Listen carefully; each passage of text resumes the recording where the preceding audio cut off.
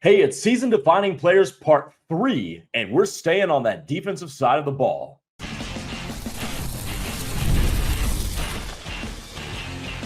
You are Locked On SMU, your daily podcast on the SMU Mustangs, part of the Locked On Podcast Network, your team every day. Welcome to Locked On SMU, part of the Locked On Podcast Network, your team every single day. Thank you so much for making us your first listen of the day. That's coming up here in just a couple of moments. Also coming up on the show today, can SMU's coffers get bigger? I mean, we know they got a bunch of resources, but could they get even more deeper? We'll talk about that. Also, did SMU get another win and accomplish another step toward getting back to the college football playoff before the season has even played a game? We'll talk about that. You're going to want to stick around till the end of the show for that. Remember, subscribe to the podcast on Spotify, Apple Podcasts, or wherever you get your podcasts, and subscribe to this here YouTube channel so we can continue to grow this Locked On SMU community. And while you're at it, click that notification bell so you can get notified 30 minutes before we premiere every single day. You're going to want to tap in with us on the daily here. I'm Grayson Singleton. Let's go ahead and get started with my third season-defining player for SMU. And that player is Alex Kilgore, linebacker who is going to be starting this year after working his way up the depth chart in previous years. And I assume for people who are in the generation that precedes me, you guys are going to love Alex Kilgore because he's a story of a guy who did it the more traditional way. I'm not going to say the better way necessarily because the more I think about the old ways of college football, the less I want any part of them. So I'm not going to say the better way, but I am going to say the traditional way. And he's a dude who now is going to be in his third year in the program and has worked his way from a guy who didn't contribute mostly to a guy who was on special teams and did well there, and now a dude who's going to be the starter. And I think Alex Kilgore is so important. One, because he's been with Maurice Crum, the linebacker coach and co-defensive coordinator, for a number of years. But he's also familiar with Scott Simon's system. And when you're losing guys like Kobe Wilson and Ahmad as well, those guys who were the leaders of your defense a season ago, you need this. This is what you're going to need to be able to maintain the level of defense that you were playing a season ago. You're going to need a new conduit between the coaching staff and the defense on the field. Kobe Wilson and Ahmad Walker. I almost called him Ahmad Moses. I almost called him Ahmad Brooks. My apologies. Ahmad Walker. Those two are gone. So who's going to replace them as that liaison between Scott Simons and the other 10 dudes on the staff? Now, you could reasonably say that could be Zakai Barker. But I think it's more important that a dude that has been there take over that leadership role. And there's been several instances, whether it be in college football, whether it be in the pros, at every level where there are inconsistencies with calls coming in and them being relayed and dudes just not knowing where they're supposed to be. I think that smooths over with a dude being elevated the way Alex Kilgore has. He's been in this program 3 years. He knows what he's doing in terms of knowing this system. And his connection with his coaches is just so invaluable. I mean, you listen to Maurice Crum toward the middle part of the summer talk about the rise of Alex Kilgore. This is a dude who has just been working and biding his time. And dudes like that don't get into that role where all of a sudden, hey, you're a starter, and then all of a sudden they're a dummy as it pertains to executing what needs to be asked by the coaching staff. That doesn't happen because while you're over there and you're biding your time and you're working, especially when a coach compliments that in the way Maurice Crum did earlier in the offseason, you're also taking mental reps. Now, does that mean Alex Kilgore is going to be perfect? No. Does that mean Alex Kilgore is going to duplicate Kobe Wilson's 117 tackles and 3 sacks and 2 interceptions from a season ago. He could, but let's not put that expectation on him, right? Because what Kobe Wilson did was outstanding. We don't want to put the outstanding as the bar for the dude replacing him. So what I'm looking for, though, I will say this. I'll put it this way. I'm not looking for Alex Kilgore to be the best player on SMU's defense this year. And whether that was Kobe Wilson or not, we can debate for the remainder of time. But Alex Kilgore does not need to be the best player on this defense. That dude can be Isaiah Smith. That dude can be Isaiah Wokobia. What you need Alex Kilgore to become, most importantly, is the dude who can get the calls in and get everybody where they're supposed to be in an understanding of what they're supposed to do. That's what you need from Alex Kilgore. He does all that, the play will come. But if he's playing quality middle linebacker and nobody else knows what the hell they're supposed to do, or everybody else is taking bad reads or not in understanding with their assignments, then the whole thing goes to hell in a handbasket. And SMU's defense is not the formidable unit that it was in 2024. So before we even get to Alex Kilgore's play and what the numbers could look like, replacing Kobe Wilson and whatnot, I couldn't care less if his numbers are as eye-popping as Kobe Wilson's. If you tell me Alex Kilgore has 85 tackles, 1 pick, and a sack and a half, but SMU's defense is just as stout as it was a season ago, I am more than happy with the production from Alex Kilgore, because there is nothing more important, especially with the environments that they will go on the road to. Keep this in mind. They are still going to play a marquee game at Clemson. They are going to play a marquee game in Fort Worth against TCU. They are playing at least 2 marquee games at home against Miami and Baylor. And I know I said at home, but still, tensions can be felt, especially in a close game. Dudes can get hyped. You need that calming leader in the huddle wearing the green dot to say, all right, boys, here's what we're going to do. Here's what's being told to me. Let's get her done. And there are dudes that have that as an intrinsic, unteachable skill. And now is the time to see if Alex Kilgore is going to have that skill and going to have that ability to galvanize everybody around them and explain in a way that everybody has an understanding and is on one accord as to what needs to be accomplished down in and down out for this SMU defense to approximate at minimum what it did a season ago. Remember this, SMU held its opponents to 47 yards below their average in games that they played the Mustangs, which is a heck of a feat. So if you want to go ahead and duplicate that, you need your leader in the middle. Alex Kilgore, player number 3 on our season-defining players for SMU. Let me know what you think in the comments. Believe me, I read them. I gave Alex Aronson a shout-out in our last episode. So yeah, go ahead. Go down to the comments. Tell me what you think.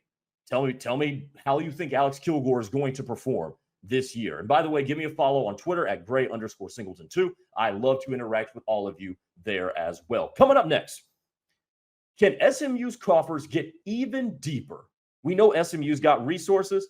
Can they be magnified? We'll talk about that on the other side. Keep it here on Locked On SMU.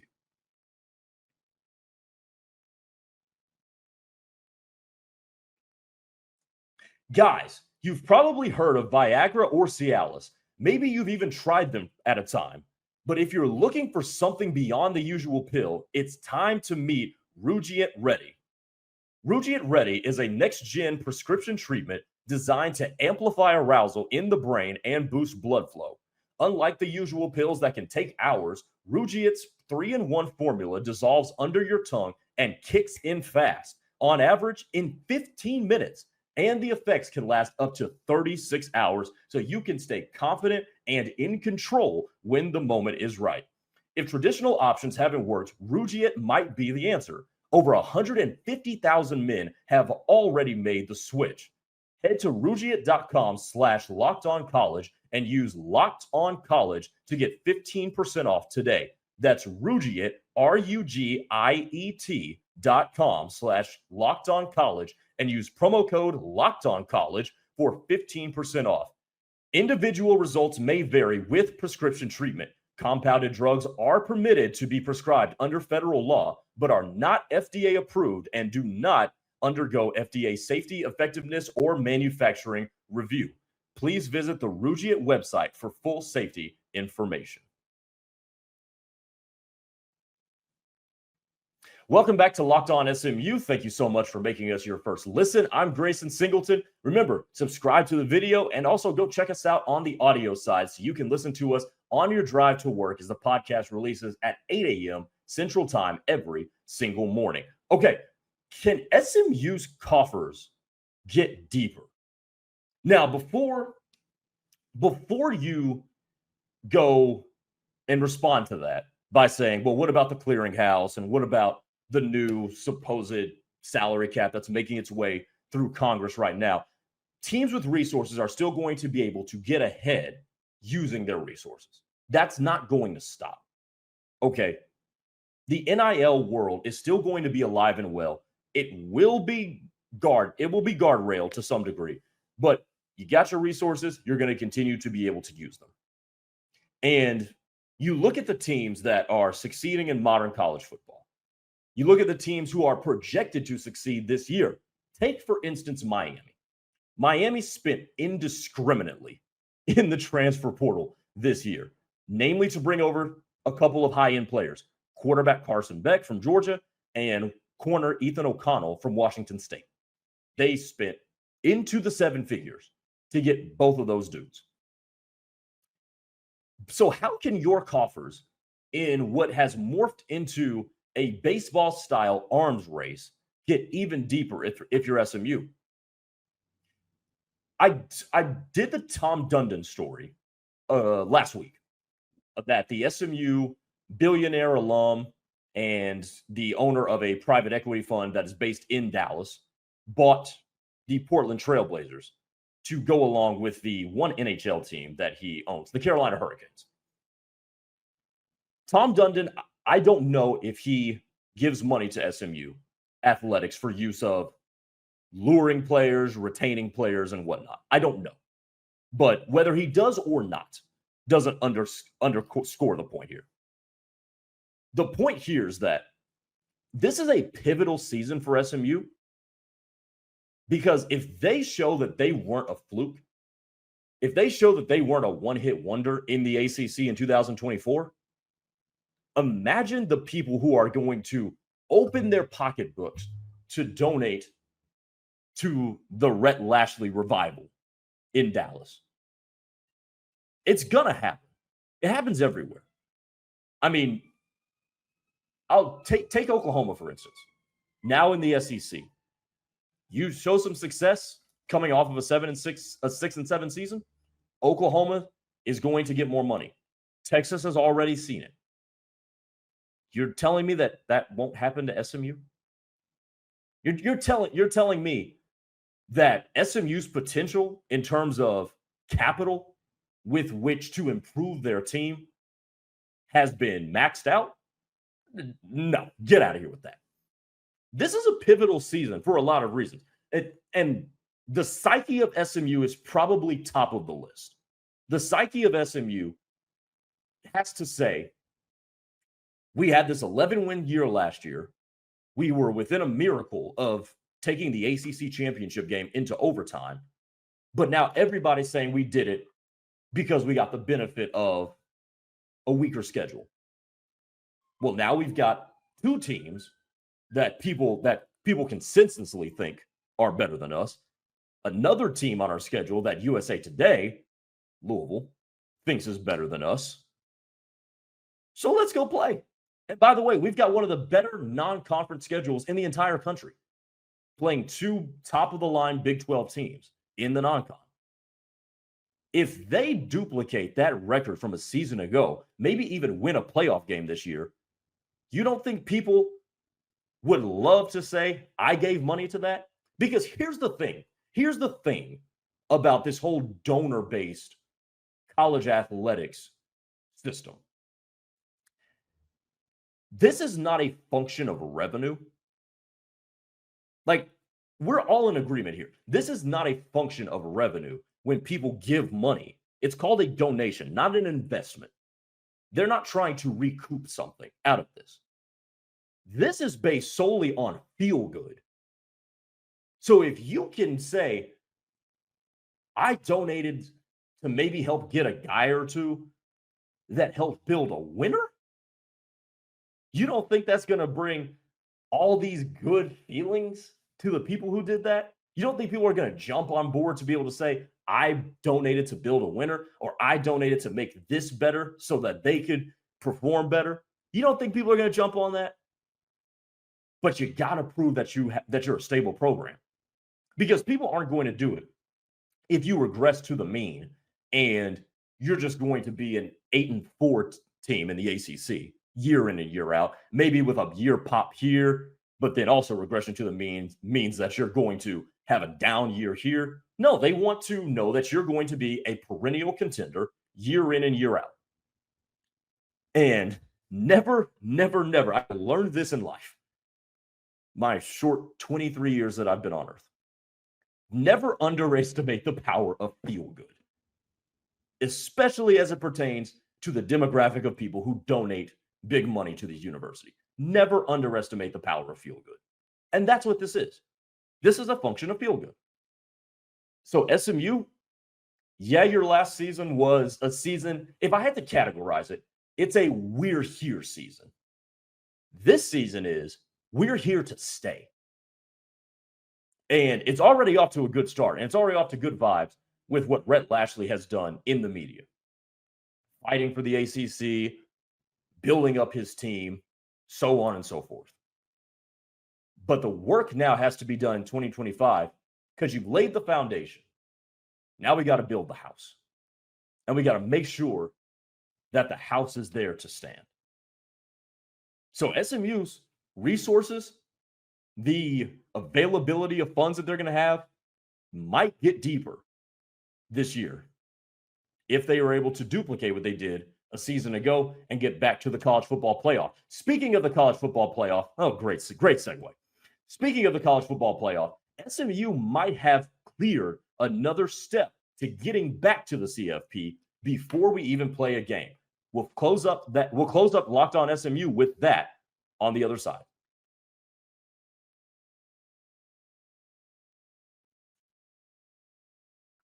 If you're running a business, every missed call is money left on the table. Think about the last time you needed a service. If the first person didn't answer, did you wait? Probably not. You moved on. I certainly do. That's why you need OpenPhone, so you never miss an opportunity to connect with your customers. OpenPhone is the #1 business phone system designed to streamline and scale your customer communications. Your whole team can share one number and respond to customers like a shared inbox. No more, hey, who's handling this? See why over 60,000 businesses trust OpenPhone. They're offering Locked On listeners 20% off your first 6 months at openphone.com/lockedoncollege. That's OpenPhone at OpenPhone.com/lockedoncollege. They'll even port over your existing numbers for free. No missed calls, no missed customers. That's our friends at OpenPhone.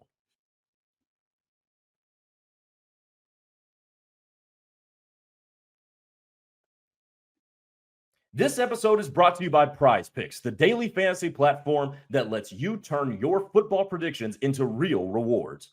Preseason is already heating up, and college football isn't far behind.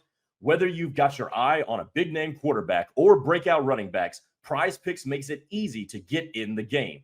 For this weekend, PrizePicks is offering major max discounts. Get this: Avery Johnson, quarterback, Kansas State, in the Farmageddon game against Iowa State, they're discounting him to 0.5 passing yards. Take it.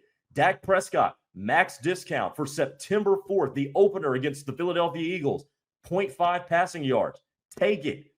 The flex play option is a total game changer too, because even when one of your picks misses, you still double your money. I've done this before multiple times. Download the PrizePicks app today and use code LOCKEDONCollege to get $50 in lineups after you play your first $5 lineup. That's code LOCKEDONCollege to get $50 in lineups after your first $5 play. PrizePicks, run your game.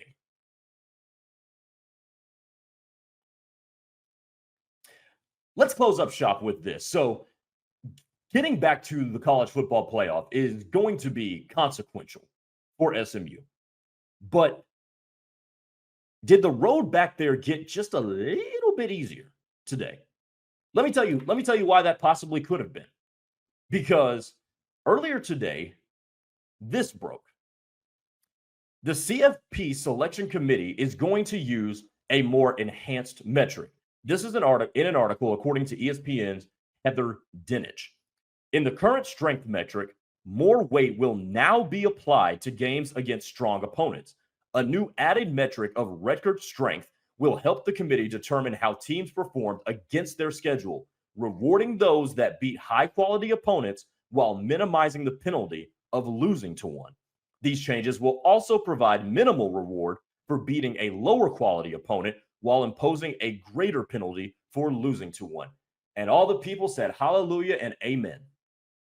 Because here is the ultimate problem with how you pick teams that are going to be competing for a natty. It is way too exclusive, but it has to be exclusive. So I don't have a problem with that. But in an arena where it is as exclusive as it is, there's 12. Remember this. There's not 24. There's not 28. And we're not even going to talk about that stupid garbage that came out with the Big Ten trying to get a 2018 playoff. It's nonsense. But it's 12 teams. Good number. But it's an exclusive number. You cannot have as much subjectivity in picking a field that is that small. You just can't. There's more margin for error, or there's more grace for error when you're picking out of a field of, say, 68, like the NCAA basketball tournament, than there is with 12. So how do we get subjectivity out of it is a huge, huge thing. And I think metrics like this do that. Now, SMU, I think this is a really good thing for the Mustangs if they perform up to strength. Because if you look at SMU's schedule, they will play at minimum 2 ranked games. Miami, unless they are just a catastrophic flop, will be ranked. And Clemson, I can almost guarantee you with absolute certainty, they will be ranked. So you're going to have 2 marquee games where you can get boosts to your resume. Let's call them boosts. Because a win at Clemson, which, by the way, that one's on the road, is going to speak large volumes. If they beat Clemson on the road, and let's just say they lose one ACC game. You lose one ACC game, but you beat Clemson on the road and you're back in the ACC championship game, you are going to the college football playoff.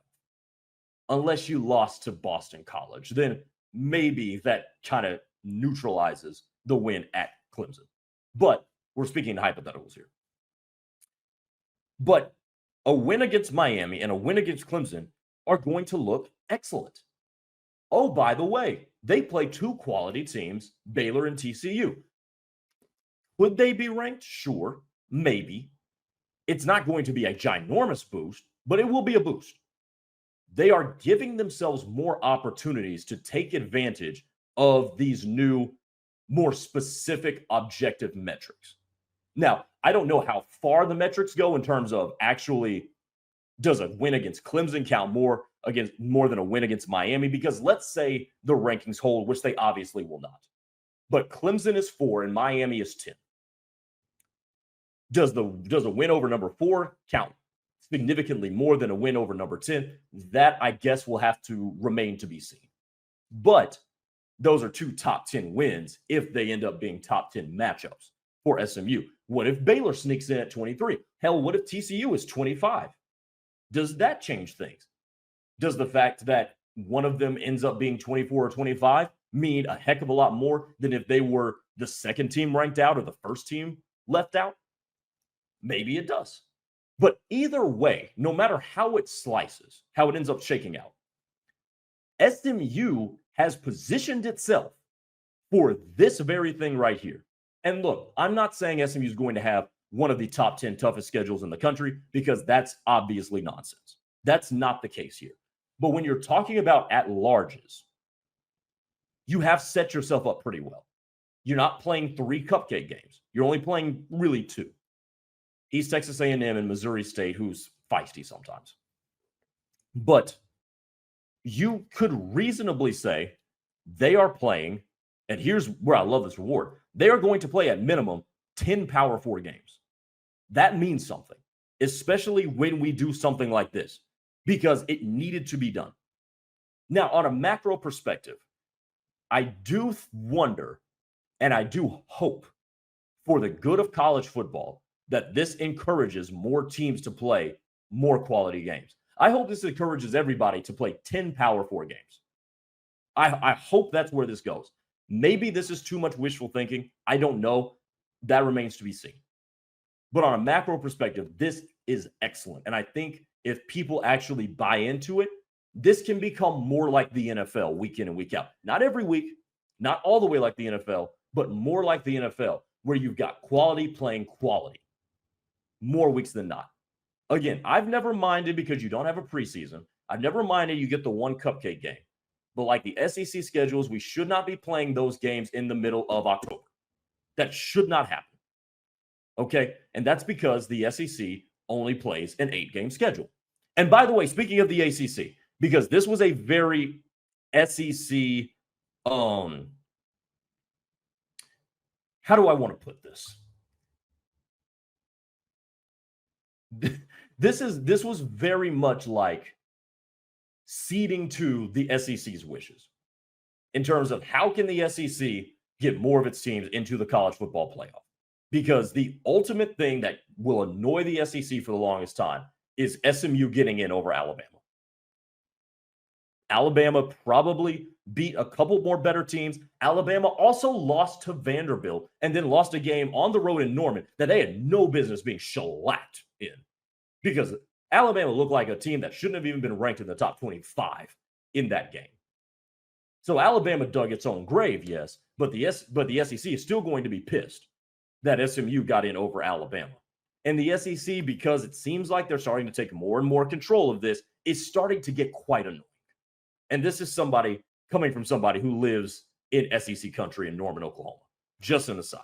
But for SMU's sake, you take care of your business, you will be in position, really good position, to benefit from this new thing. I love this. That'll do it for Locked On SMU here on a Thursday.